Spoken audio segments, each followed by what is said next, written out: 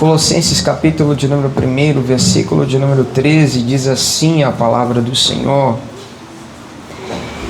Ele nos tirou da potestade das trevas e nos transportou para o reino do Filho do seu amor, em que temos a redenção pelo seu sangue, a saber, a remissão dos pecados, o qual é a imagem do Deus invisível, o primogênito de toda a criação, porque nele foram criadas todas as coisas que há nos céus e na terra, visíveis e invisíveis, sejam tronos, sejam dominações, sejam principados, sejam potestades, tudo foi criado por ele e para ele. Ele é antes de todas as coisas, e todas as coisas subsistem por ele. Ele é a cabeça do corpo da igreja, é o princípio e o primogênito dentre os mortos, para que tudo tenha preeminência, porque foi do agrado do Pai que toda a plenitude nele habitasse, e que, havendo por ele feito a paz pelo sangue da sua cruz, por meio dele reconciliasse consigo mesmo todas as coisas, tanto as que estão na terra como as que estão no céu. Glória a Deus. Aleluia. Eu vou ler de novo, irmão, porque se você não deu um glória nesse texto tão profundo, te convido a entrar no culto agora. São agora 8h13, ainda dá tempo da gente prestar um culto a Deus aqui nessa noite. Dá ou não dá? Dá tempo ou não dá? Aleluia! Texto profundo que enaltece a pessoa bendita de Jesus. Você só está aqui porque Jesus te encontrou, irmão. Acompanhe comigo aí de novo. Ele nos tirou da potestade das trevas. Dá para você dar um glória a Deus por isso? Nos transportou para o reino do seu Filho, do seu amor, em que temos a redenção pelo seu sangue, a saber, a remissão dos pecados, o qual é a imagem do Deus invisível, o primogênito de toda a criação, porque nele foram criadas todas as coisas, nos céus e na terra, visíveis e invisíveis, sejam tronos, sejam dominações, sejam principados, sejam potestades, tudo foi criado por ele e para ele. Ele é antes de todas as coisas, e todas as coisas subsistem por ele. Ele é a cabeça do corpo da igreja, é o princípio primogênito dentre os mortos, para que tudo tenha preeminência, porque foi do agrado do Pai que toda a plenitude nele habitasse, e que, havendo ele feito paz pelo sangue da sua cruz, por meio dele reconciliasse consigo mesmo todas as coisas, tanto as que estão na terra quanto as que estão no céu. E você senta glorificando ao nome de Jesus. Quem está feliz, diga glória a Deus. Hoje é noite de memorial, irmãos, culto de Santa Ceia. Só que eu queria ver que você poderia estar um pouco mais alegre, porque a gente não serve a um Jesus morto. A igreja que carrega uma cruz aonde um Cristo está crucificado, nessa igreja eu não acredito. Eu acredito na cruz vazia, no túmulo vazio, no Cristo vivo. Nós lembramos da sua morte e ressurreição com alegria, porque adoramos um Cristo vivo, poderoso, que venceu a morte. Glória a Deus. Se alegre porque o seu Cristo está vivo. Se alegra porque Buda não ressuscitou. Não. Tantos outros aí não ressuscitaram, mas o nosso Cristo ressuscitou. Meus irmãos, nós estamos diante de um texto muito conhecido entre os leitores da Bíblia Sagrada. A igreja de Colosso surge devido ao resultado dos 3 anos do ministério de Paulo em Éfeso, descritos aí no capítulo 19, capítulo 20 de Atos dos Apóstolos. O testemunho, o evangelho que foi pregado, o ministério que foi exercido dentro desse período foi tão forte, tão eficaz, que o verso 10 do capítulo 19 diz que o evangelho alcançou toda a Ásia Menor, tanto os judeus quanto os gregos, e dentre eles os habitantes de Colosso, Laodiceia e Herápolis. Essa carta ela foi escrita provavelmente no ano 62 depois de Cristo.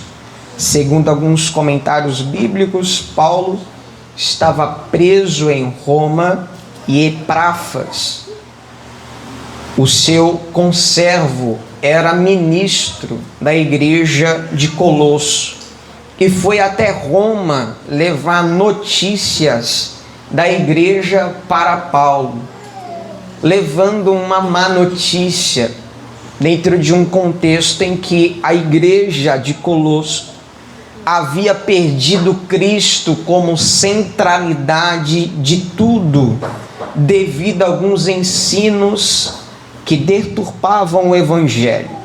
Segundo a história, esses ensinos eram uma combinação de uma filosofia oriental e também uma mistura de legalismo judaico.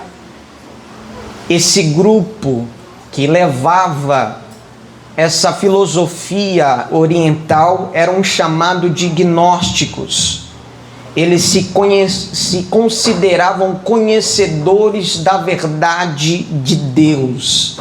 Eles eram a aristocracia espiritual da igreja, os bambambãs. Eles prometiam às pessoas uma união tão íntima com Deus, ao ponto de atingirem uma perfeição espiritual. Os que aceitavam essa doutrina e participavam das cerimônias descritas por eles alcançariam uma plenitude espiritual. Se desenvolveram da seguinte questão filosófica: por que o mal existe no mundo se a criação é uma obra de um Deus santo? E chegaram à seguinte conclusão equivocada: que um Deus santo não poderia ter contato com você, com a matéria má, de modo que deveria existir uma série de emanações de Deus em sua criação. Por outro lado, havia o legalismo judaico. Os mestres acreditavam que o rito da circuncisão era benéfico para o desenvolvimento espiritual. E também eles retomaram a questão das regras dos alimentos do Antigo Testamento. Porém, o que predominava era a doutrina filosófica oriental. O problema aqui da igreja, eu peço um pouquinho da sua paciência, porque essa introdução vai ser um pouco extensa. O ponto do problema da igreja, de forma resumida, é que esses mestres não negavam a importância de Cristo, mas antes eles desentronizavam a Deus, dando-lhe proeminência, não preeminência. Jesus Cristo para eles era uma de muitas emanações da parte de Deus, por meio do qual qualquer ser humano poderia se igualar a Jesus. E Paulo vem refutar isso. Paulo escreve a carta refutando isso. E Paulo escreve esse texto contendo a maior doutrina concentrada em Jesus do Novo Testamento. Paulo vem provar que ele não é uma emanação, ele não é um anjo, um ser qualquer. Ele não é um profeta, ele não é Elias, ele não é Moisés, ele é aquilo que Pedro disse, ele é o Cristo, Filho do Deus vivo. Paulo usa 3 argumentos para combater essa doutrina, descritos aí no verso de número 13 ao verso de número 19 e 20. Paulo usa 3 argumentos: sangue, poder e domínio. Quando nós olhamos o verso de número 13 e o verso de número 14, Paulo começa a refutar isso, dizendo que nós temos redenção pelo sangue. Ele começa a sua argumentação para refutar toda essa doutrina usando o sangue de Jesus. Jesus não é uma emanação, Jesus não é um anjo, um ser qualquer, porque somente o sangue dele é capaz de dar livre acesso, ressuscitar os mortos e fazer tremer a terra. Mateus capítulo de número 28, verso de número 50 ao verso de número 53, a Bíblia diz que quando ele entregou o seu espírito na cruz do Calvário, o véu do templo se rasgou e nós tivemos livre acesso. Paulo está dizendo: nenhum homem, nenhum anjo, nenhum profeta foi capaz de se entregar na cruz do Calvário, derramar o seu sangue e lhe dar livre acesso, intimidade a Deus. Mas não só intimidade, ele fez ressuscitar os santos que dormiam no Senhor, e o texto diz que a terra tremeu.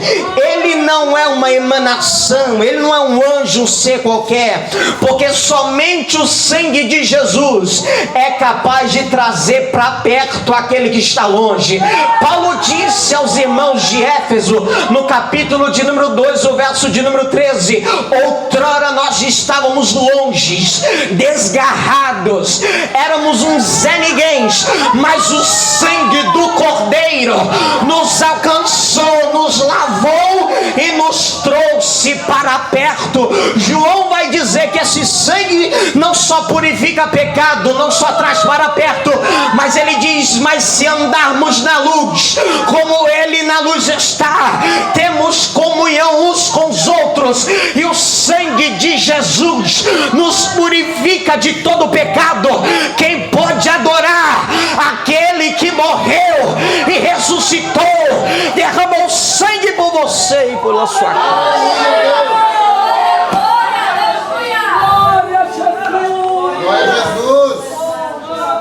Esse sangue é tão poderoso que ele faz até livrar da morte. A morte não alcança a tua casa, nenhuma praga chegará à tua tenda, porque o sangue de Jesus está lá no umbral da porta e não pega o primogênito que é dele, não toca na casa que pertence a ele, porque o sangue de Jesus é poderoso para dar livramento. Somente o sangue dele é capaz.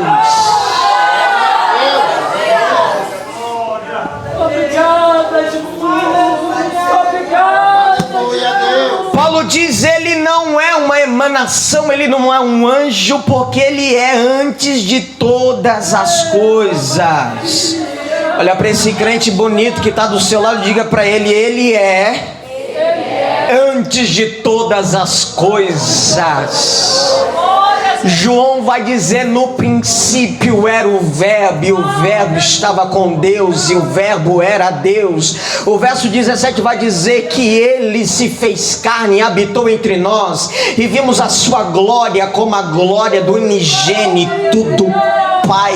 Mateus, o evangelho que é chamado ponte do Antigo Testamento para o Novo Testamento, começa com a genealogia de Cristo, mostrando que ele é a raiz de Davi.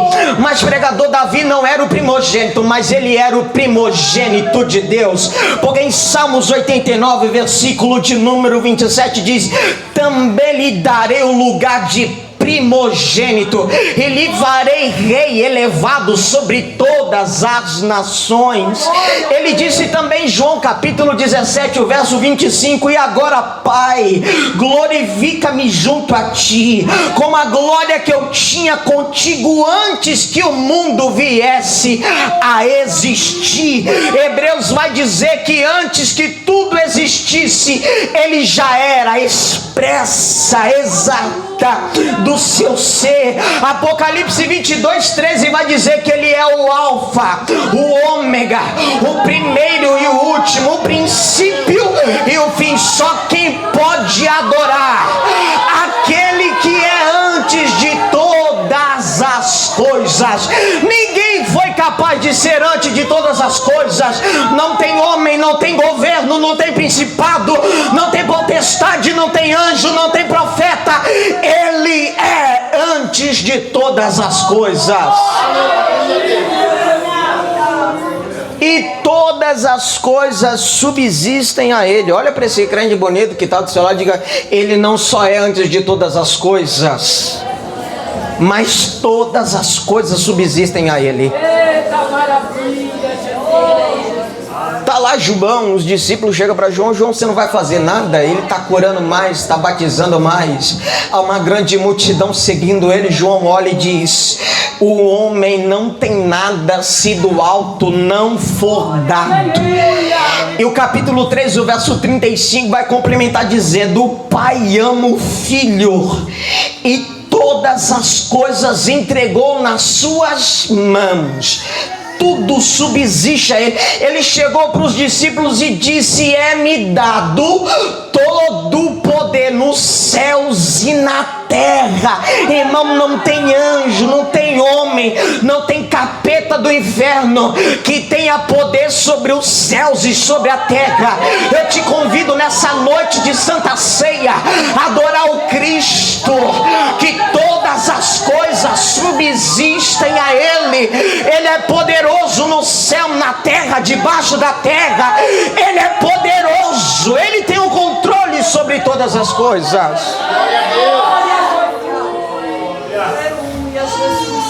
Se todas as coisas subsistem a Ele, Ele tem poder sobre o homem e sobre a natureza. Tem ou não tem, irmãos? Aleluia, tem sim. Se todas as coisas subsistem a Ele, Ele tem poder sobre o homem, sobre a natureza, sobre o anjo, sobre tudo. E a Bíblia nos conta N histórias da qual Ele tem poder.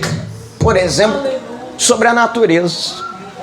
Está lá os discípulos no meio do mar e Ele está dormindo. O que me chama a atenção é que o texto é explícito dizendo que as águas eram altivas, balançavam o barco, caía água para dentro do barco e Ele está dormindo.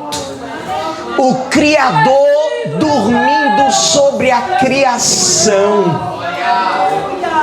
E quer saber de uma coisa?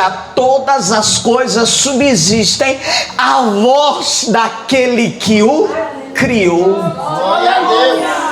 Porque ele se levanta, ele olha para o mar. Eu não sei se mar tem ouvido ou se vento tem ouvido, mas quando a voz dele ecoou, o mar e o vento se acalmou. Mas ele é tão poderoso que ele pode estar fora do barco também. Porque Mateus capítulo de número 14, o verso 22 vai dizer que ele está no monte orando, mas ele vê os discípulos no meio do mar. Ele desce do monte, ele entra no mar e as águas estão altivas. Mas o meu Jesus, o Jesus que eu vim adorar, o Jesus que eu vim render graça, desculpa, mas eu vim adorar. Se você fica de boca fechada, o problema é seu, mas eu vim dar lugar para aquele que não só domina o mar pela voz, mas ele anda sobre as águas. Quem pode acreditar nesse Jesus que nada, que tudo subsiste a Ele? Erabaio querebaracia. Ele mexe na matéria-prima, irmão. Ele olha para o vinho já pronto, já saiu da uva. Ele pega o vinho e transforma em água, porque todas as coisas subsistem a Ele.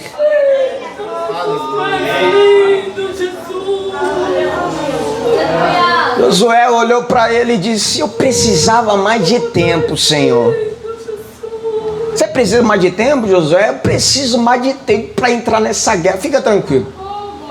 Ele olha para o sol e diz: sol, detenha-te. Ele olha para a lua e fala: lua, detenha-te. Pronto, Josué, eu te dou tempo agora para você planejar, para você ter estratégia, porque todas as coisas subsistem a Ele. Ele tem poder sobre o homem, irmão. Glória a Deus. Estava lá uma mulher encurvada, capítulo 13 de Lucas, versículo 10 e versículo 13. A sinagoga era o seguinte, irmão. Os homens ficavam na nave da igreja, olha para cá. Os homens ficavam na nave da igreja, as mulheres tinham um acesso diferente, subiam para uma espécie de galeria, como essa aí que vocês estão, bonitos. Existia um véu, uma cortina, que as mulheres ficavam por detrás. Os homens ficavam aqui embaixo, as mulheres ficavam reclusas numa espécie de galeria e uma cortina, então não tinha visão, elas só ouviam.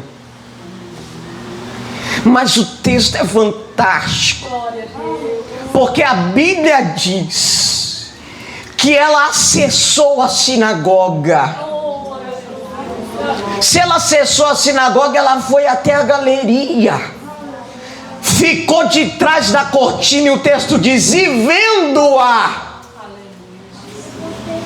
porque todas as coisas subsistem a Ele. Ele viu ela atrás da cortina. Ele viu ela encurvada, possuída, atrás da cortina, e ela disse: mulher, se liberta deste mal. Atrás da cortina, todas as coisas subsistem a Ele. Ele vê tudo, Ele contempla tudo. Você pode estar escondido, mas Ele te acha.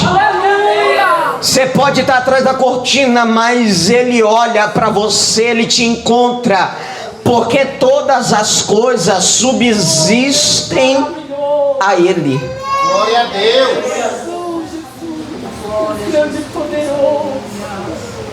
Ele não é uma emanação, irmão, porque Ele venceu a morte. É por isso que Paulo coloca a expressão de primogênito dos mortos. Foi o primeiro que ressuscitou, que venceu a morte. Glória a Deus. Mas ele já é acostumado a lidar com isso. Ele já é acostumado a lidar com a morte. Pode até estar cheirando mal e já fazer 4 dias, mas ele já sabe lidar. Aleluia. Todas as coisas subsistem a Ele. Ele é o primogênito dos mortos. Ele chega e libera só uma palavra: Lázaro, Aleluia, Deus. venha para fora, Lázaro. Glória a Jesus. Venha para fora, Lázaro. Tá lá a mulher, já perdeu o marido, já perdeu um filho, perdeu o último. Já está fora da cidade. A cova já está aberta. Aleluia, Jesus. Mas lá vem o Jesus Nazareno, o primogênito dos mortos, no caminho da viúva de Naim. Ele para e diz: fica tranquilo, menino, se levanta. Ele foi até a casa de Jairo, irmão, e disse a Jairo: Jairo, fica tranquilo, porque a menina não está morta, ela dorme. Aleluia. Ele entrou dentro da casa de Jairo e curou a filha dele. Aleluia. Deixa eu te falar uma coisa, o Jesus que você serve, nem a morte o deteve. Oh, glória a Deus. Aleluia. Nem a morte, ele não é uma emanação, ele não é um ser qualquer. Dá para você sair desse culto hoje com um pouco mais de fé, colocando ele mais um pouco na centralidade da tua vida, Glória a Deus. porque o Deus que você serve, a morte não o deteve. Ah, irmão, se você entendesse um pouquinho mais. Jesus, maravilhoso. Glória a Deus. Ele não é uma emanação, porque ele é o cabeça da igreja. A igreja tem um dono, irmão. Aleluia, Deus. Jesus continua sendo o dono da igreja. Só que ele não é só a cabeça. Ele é a cabeça do corpo da igreja. O texto está dizendo que ele é o dominador. Aleluia, Deus. Ele tem o controle ainda, irmão, sobre a igreja. Ele ainda faz o que quer, na hora que quer, da forma que quer e do desejo que quer. Oh, aleluia, Jesus.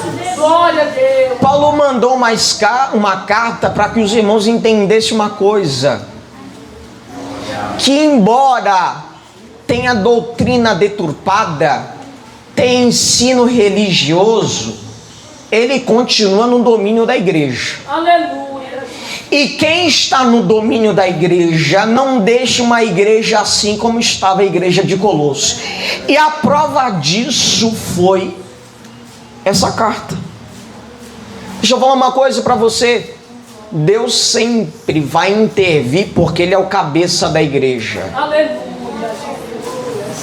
Se tiver algo de errado, Ele intervém porque Ele é o dominador, irmão. Oh, glória a Deus. Aleluia, Jesus. Glória a Deus. Tem crente que esqueceu que Ele é o dono ainda da igreja. Não é o homem, não é um anjo, não é o profeta, não é o pastor, não é o líder. Quem é o dono da igreja ainda se chama Jesus de Nazaré. Glória a Jesus. E Ele intervém ao seu favor. Oh, aleluia. Ele mostra que não tem doutrina deturpada, não tem ensino religioso, que Ele não intervém, mostra que Ele é dominador. Glória a Deus. Ele é poderoso. Ele manifesta o seu sangue, o seu poder e o seu domínio. Glória a Deus. Glória a Deus. Quem recebe essa palavra, diga glória. Aleluia.